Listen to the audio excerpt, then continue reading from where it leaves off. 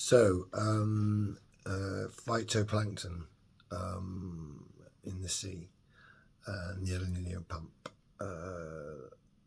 So the El Nino pump is governed by the salt content in the sea. It heats up around the Mediterranean and then goes north and cools down, and the salt sinking creates a pump, and then that pump spreads the heat from the Mediterranean up north. So the Bose-Gyra effect, or the Bose-Gyra ice shelf in the northern Atlantic, is an ice shelf, and it's holding back all the fresh water melt that's coming down from all the landmass. And every so many years it cracks open, and it hasn't cracked open for about 8 years now. So when it does, there's so much fresh water is going to flood the northern Atlantic that the salt content is going to be reduced to a point where the El Nino pump is going to stop. And there's other factors into account as well. That's just one of the factors, but that's the main contribution what's going to happen.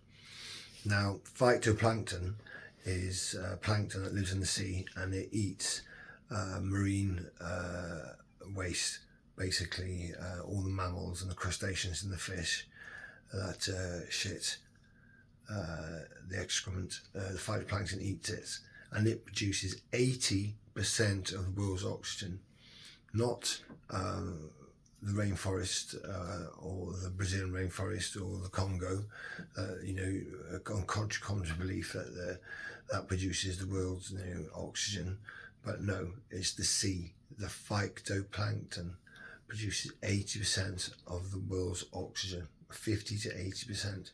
Now, if the phytoplankton dies, then the oxygen levels are going to be reduced so significantly that, do the maths. So we've got to stop eating things from the sea. There's so much mercury and plastics in the fish anyway, so why would you want to eat it?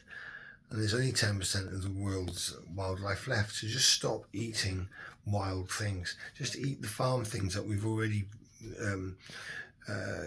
given over 37% of the land mass to farm animals, and 22% of the land mass for feeding them. So that's about 50% of our land mass is down to eating meat. So we want meat every day. So we've dedicated 50% of the world's entire land mass to eat meat every day. And we eat the wild animals from the sea. It's just crazy. So, two people make one person, and stop eating meat so much. I mean, it's no big deal. 200 years ago, 80% of your income would go to buying food. Now it's 20%.